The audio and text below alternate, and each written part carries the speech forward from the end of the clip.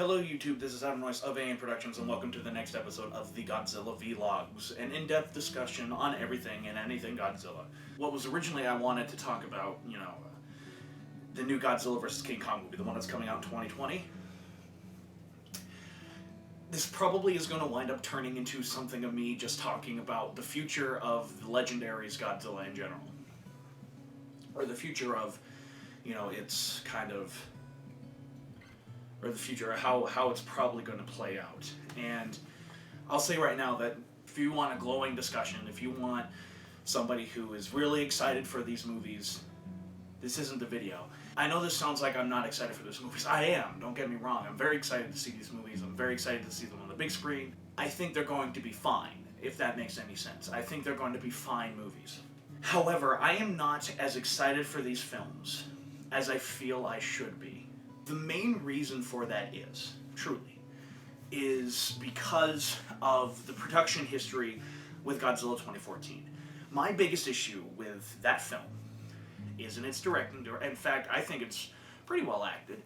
I think the directing and cinematography in the film is absolutely phenomenal. The film is, I think, gorgeous. I think it's just all around good. The thing that affected that movie the most was its story, was its screenplay. It was heavily lacking on several fronts, and that is for another video. What I am worried about is that same history being repeated in the next Godzilla movie. Not Godzilla vs. King Kong, but the new Godzilla 2018 film. That movie that's going to have not just Godzilla, but King Ghidorah, Mothra, and Rodan also thrown in the mix. Which I think is a horrible decision. Not a horrible decision. I think it's the wrong decision. It is not what I'd do. I just think they should take it a little slower. And the problem with that is that I'm afraid it's going to be too much to chew too quickly. Does that make any sense? I'm worried that it's going to be a jumbled mess, and once again, the focus is not going to be on Godzilla. What I'm afraid of is that they're going to throw too much into this new Godzilla 2018 too quickly, and it's going to result in a very jumbled mess. It's very similar to how much I'm afraid of Batman vs. Superman. This is actually kind of relates to that quite a bit in terms of how I feel. The feelings are kind of the same. I think that they're throwing way too much in Batman vs. Superman than what is necessary. I think they're throwing too much in, and it's going to be too quickly, and quite frankly, I think it's probably going to result in a jumbled mess, at least until an extended cut is probably never released, but I still would like to see it. And the result with that is you're trying to focus on too many things at one time. And if you don't have the time to flesh them out, most movies that are usually this big or this grand are usually longer, usually run a little over 2.5 hours and so on and so forth, or something like that. And they're not going to, and within that time, it's not enough to flesh out a few of the characters. What I liked about the Lord of the Rings trilogy, for example, is that there are some side plots even that were completely dropped by Peter Jackson because he felt like one scene would lead to the other, and so at the extent of that, it resulted in some characters not being three-dimensional. They don't change by the end of the story. There isn't any change to the character.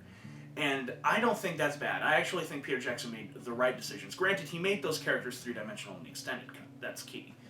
But he knew where to focus. He knew where to cut. He knew where to add things. He knew where to take them away. He knew how to focus his film. Godzilla 2014, I felt, didn't know where it was trying to focus, which is part of the problem. I mean, we do have the Mutos, but I felt like we should have focused way more on Bryan Cranston's character instead of his son. But that's more for a different video. What I'm afraid of is that they're going to try in Godzilla 2018 is that they're going to try to focus on King Ghidorah, and then they're going to try to throw in Rodan and Mothra, and they're going to try to focus on them as well. And the result is it's not as fleshed out as it should be. What should happen, in my opinion, is that instead of introducing 3 grand monsters, introduce one. All right, make it a Godzilla movie. Make it a movie about Godzilla. All right, flesh out his character, because we had some, in my opinion, really good hints at just who Godzilla is in Godzilla 2014. And I think you could do a lot with that character. And you can expand it, you can expound upon it, you can make him do this, you can make him all the more tragic, you can make him truly an anti-hero. That's what this Godzilla 2018 needs to do. It needs to focus. You can have another monster there, don't get me wrong. You can have another monster that kind of throws into the mix. But that monster is the reason why it drives or is the reason why Godzilla's character gets fleshed out more. And if it wasn't for that monster, you wouldn't have this character with Godzilla. A perfect example of this being done very well in the Godzilla series itself, in the Heisei Godzilla series, is, in my opinion, Godzilla vs. King Ghidorah. Despite the fact that Godzilla is only in, about 15 minutes of the film, I think in total he only has 15 minutes of screen time, that movie is Godzilla's movie. Yes, King Ghidorah is in it and everything like that, and King Ghidorah is fucking awesome. That is very much so Godzilla's movie. You have his build-up, and then you have his character. His character is what drives that film, really, in the end. I mean, sure, it also helps that we have some really good human characters. Cough, cough, Mr. Shindo.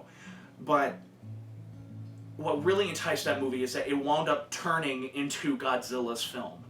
The movie knew exactly where to focus, and that was on Godzilla himself and the beginning of his new character arc that kind of was fleshed out. It wasn't written out already, but it was kind of being fleshed out at the moment. That kind of approach to this new Godzilla movie, Godzilla 2018, or that kind of approach that was in Godzilla vs. King Ghidorah, needs to be the approach Legendary takes in Godzilla 2018. But that's not probably what they're going to do, and that's my biggest problem with it.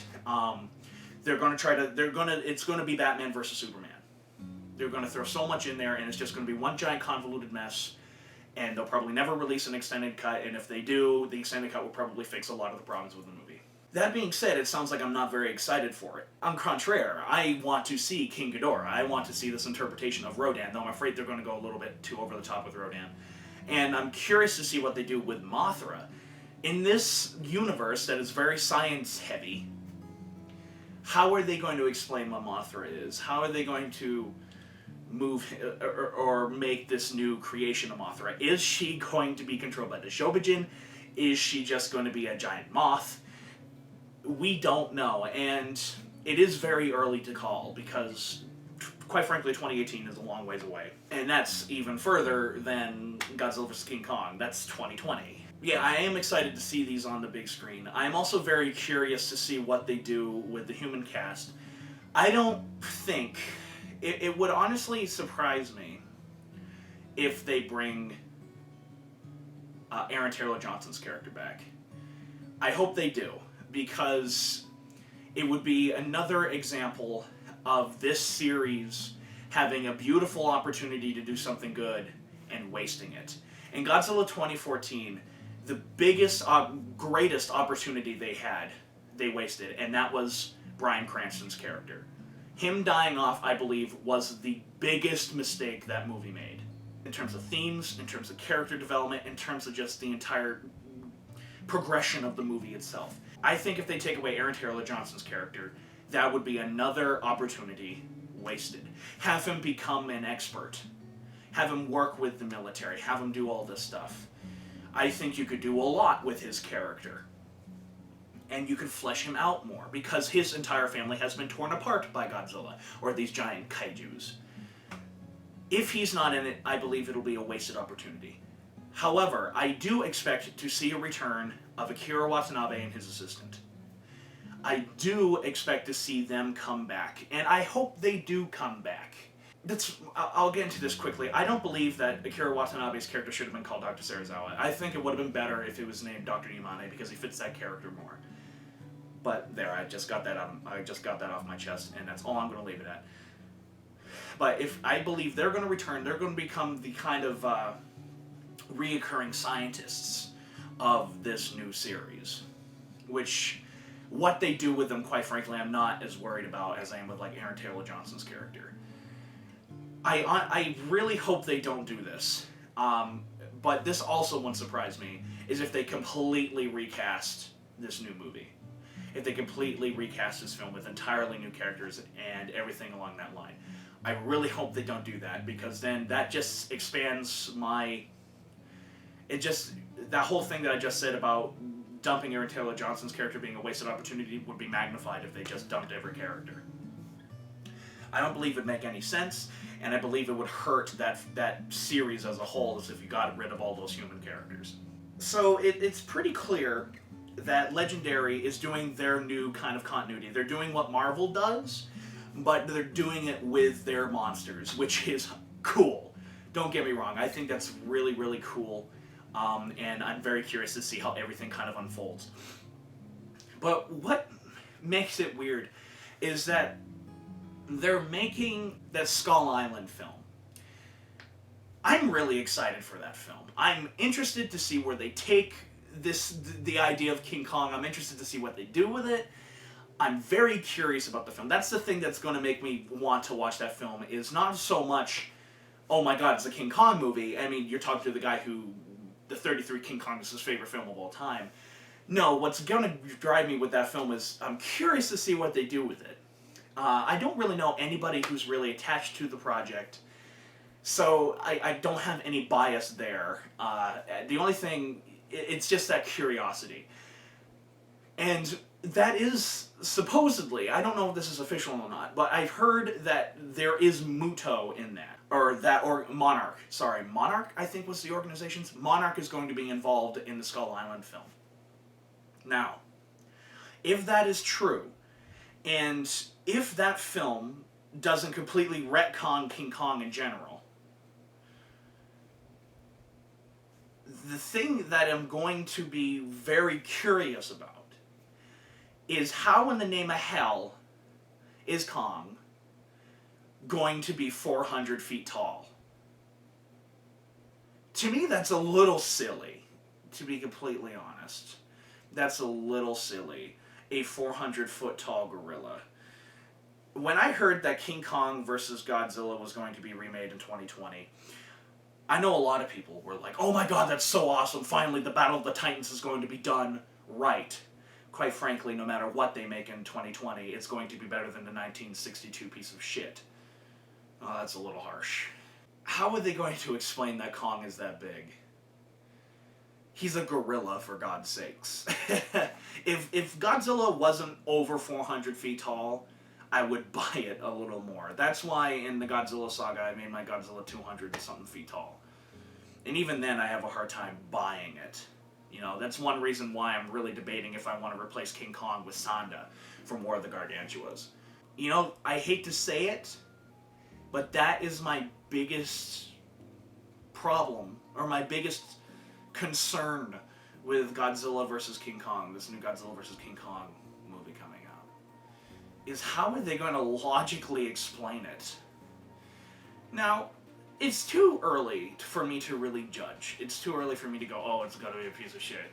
Or it's even too early for me to go, oh my god, it's going to be a giant masterpiece, like unfortunately some people I know are already claiming.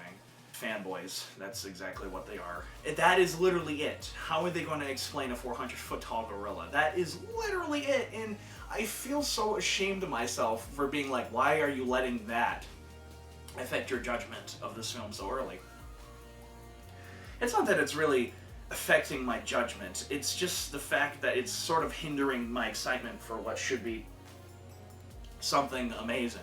I wish I could say that I'm really excited for that film. As of right now, I'm just kind of like, meh. I'll watch it, don't get me wrong, and I'll probably really enjoy it. But I'm not going to jump off my seat and start defending this new series. My emotions towards it are very strange. I'm not like jumping out of my seat, all excited for it, like I was with Godzilla 2014. Godzilla 2014, quite frankly, kind of tarnished some of my excitement for it, because a lot of the production history that went to it, I know that production history is going to be just as chaotic and just as last-seconded and just as procrastinated as Godzilla 2014. I know it is because of the people who are working on it. I pray to God David S. Goyer doesn't touch this script, because quite frankly, I think David Goyer is the reason why G 2014 has so many problems. I never liked David Goyer. It's not that I don't respect him. I do, because he has written some good stuff. Batman Begins, I think, is pretty damn good. However, I think he works better with a team, and that he is more good at creating ideas more than he's actually trying to execute those ideas. Now, hopefully, there is a whole new writing thing going on with these new films. But that's another thing that kind of irks me about this, and this just goes into a whole style of Hollywood in general that kind of irks me. They take so damn long to make these movies. 4 years. And I know that's because Gareth Edwards is also making Star Wars Rogue One, which I am very excited for, considering how good The Force Awakens was. I'm very excited for Rogue One, to actually see the war going on between the Republic and the Empire. I'm very excited for that. And I know Gareth Edwards will do a good job with it.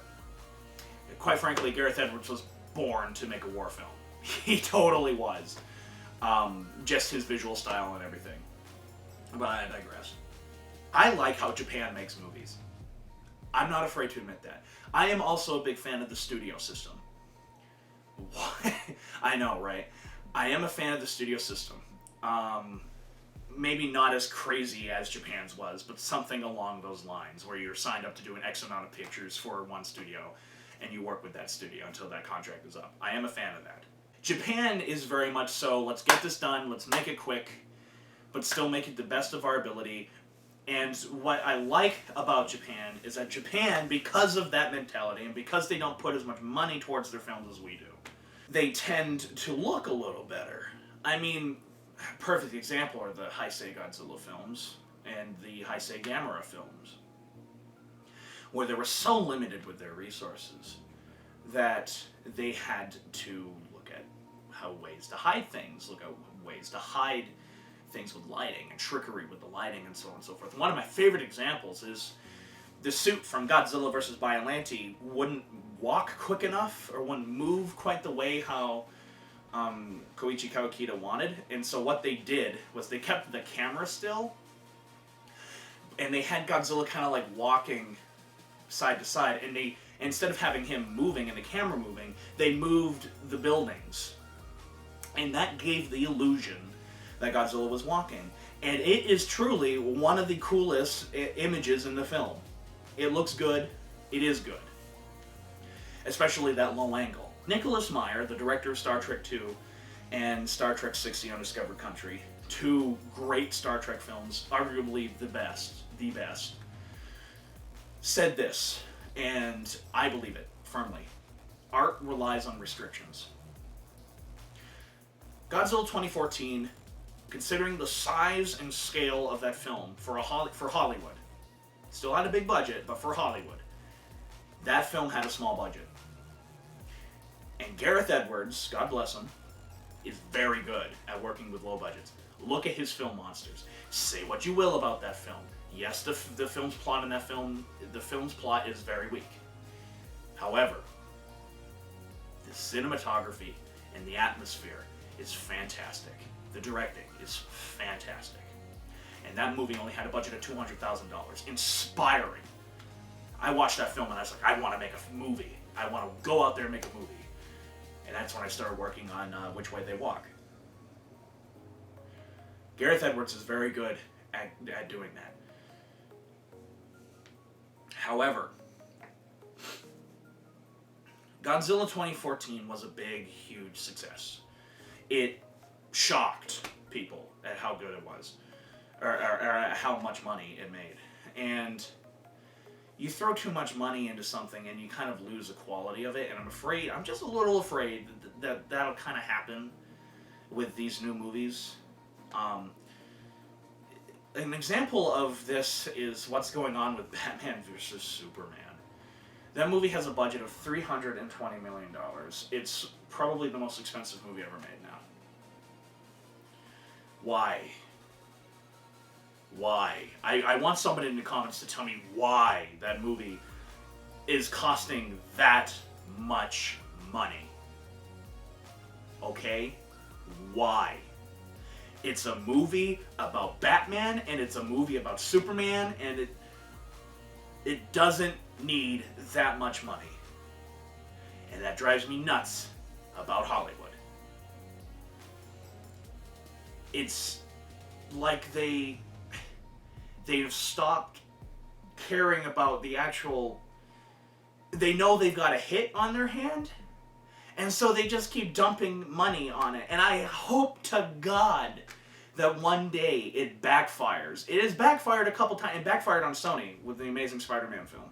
For an artistic standpoint, I do believe art relies on restrictions. And if Gareth Edwards is signed to direct the Godzilla 2018 and Godzilla vs. King Kong, I think we're going to be good in terms of its budget and in terms of its visual style. If somebody else does it, we'll see who it is and we'll see what they do. So, those are my thoughts on the future of Legendary Godzilla's series. I hope you enjoy. Please, if you want to discuss this, please be respectful. Leave a comment. I will gladly answer them. Post a comment saying what else you'd like me to talk about. That'd be great too. And yeah, so hit the like button, subscribe, tell me what you think the future of the Legendary Godzilla series is going to be like. Like AN Productions on Facebook for all up-to-date information on everything we do. Like my new movie, Which Way They Walk, which we resume production in February. I don't know. We resumed production in February. And we're right down to the nitty-gritty. We're so close to being done, I can taste it. And I know it's not what I'm drinking either. And if you wish to have some really kooky conversations about Godzilla or anything sci-fi related, do indeed join our new group. It's a very small group, and I love it. I love these people to death. Join our new group, Geeks for Geeks. You will be welcome there no matter what geekdom you love. Judging by the fact that you're watching this, you're probably a Godzilla nerd like I am. So go join us there if you want to have a good time. So, in the end, is that Noise of AN Productions saying sayonara.